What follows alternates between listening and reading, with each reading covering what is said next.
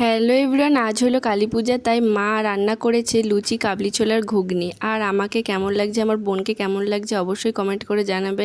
সবাই মিলে চলে গেলাম ঠাকুরতলায় এসে দেখি ঠাকুর আনতে চলে গেছে। তারপর দিদি, আমি, আমার বন্ধুরা ডান্স করলাম, ঠাকুর নিয়ে তারপর চলে আসলাম ঠাকুরতলায়। তারপর গেলাম আখ ঠাকুর আনতে। মাকে সবাই মিলে পাড়ার কাকিমারা মিলে বরণ করলো। সবাই মিলে অনেক মজা করলাম, আইসক্রিম খেলাম।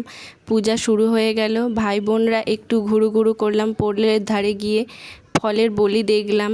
আর মায়ের মুখটা খুব মিষ্টি লাগছিল।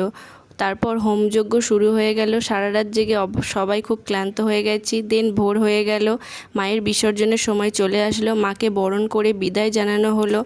আমিও প্রণাম করলাম, মিষ্টি খাওয়ালাম। তারপর মাকে ভাসান দেওয়া হলো। আমি ঘুমাতে যাই। আর তোমরা আমার চ্যানেলটাকে সাবস্ক্রাইব করো। ভিডিওটা ভালো লাগলে লাইক করবে। বাই।